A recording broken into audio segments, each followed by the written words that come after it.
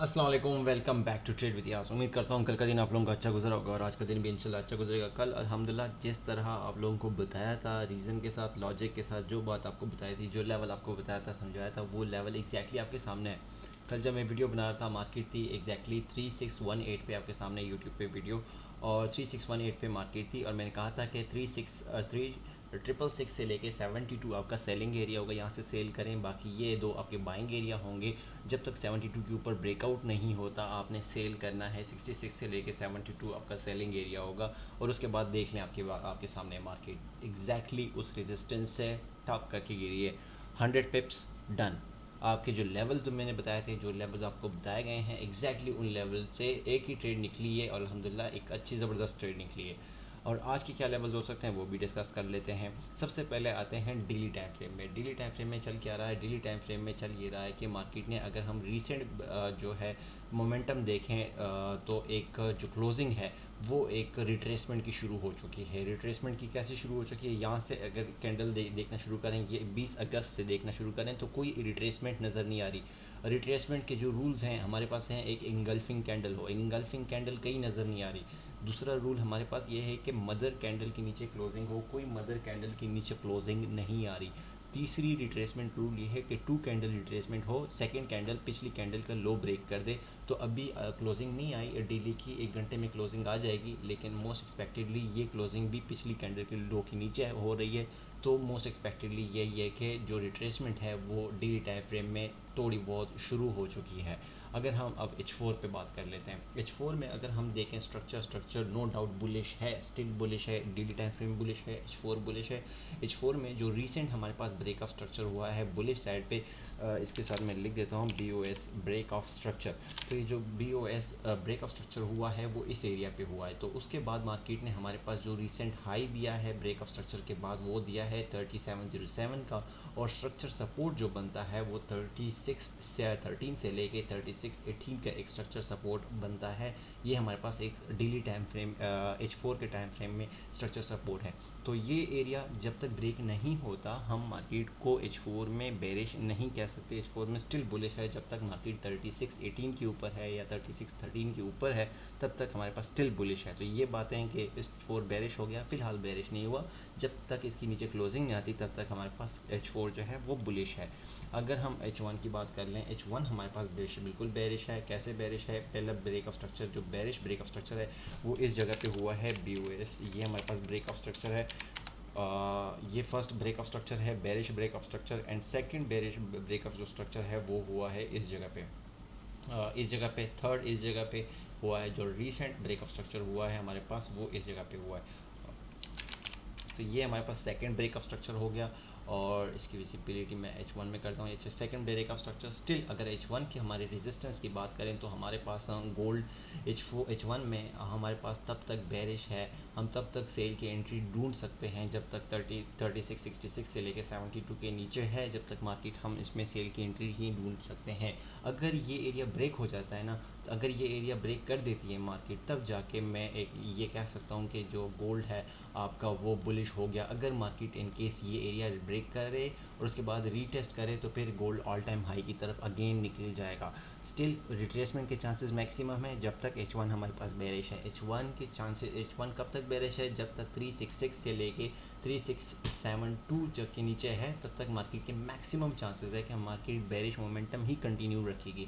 अगर मार्केट ने bearish momentum continue रखना है तो फिर हमारे पास जो लेवल है, बीच में ये कह दूं कि वीडियो को लाइक क्या करें। वीडियो आप लोग लाइक नहीं करते, आप लोगों का रिस्पांस बहुत ही डल होता है कि पता नहीं होता है कि मैं जिनको ये वीडियो समझाने की कोशिश कर रहा हूँ, ऑब्वियसली जो 100-150 बंदा जो व्यू कर रहा है उनको समझाने की कोशिश कर रहा हूँ। तो आप लोग अगर लाइक के थ्रू रिस्पांस दिया करेंगे, पॉजिटिव रिस्पांस होगा, तो मुझे भी समझाने का मज़ा आएगा। तो आप लोग रिस्पांस अपना पॉजिटिव दिया करें। बाकी प्रीमियम कम्युनिटी ज्वाइन करें, वहाँ पे कोशिश की जाती है, मेरी अपनी पर्सनल कोशिश होती है वहाँ पे ओवर ट्रेडिंग ना कर रहा हूँ, स्विंग ट्रेडिंग भी बताता हूँ ऑयल में। उसके अलावा ओवर ट्रेडिंग नहीं कराता, बस 100 पिप्स का टारगेट पूरा किया, उसके बाद हाँ कोई अच्छी जगह मिली तो ज़रूर वहाँ से दोबारा ट्रेड ले लेता हूँ।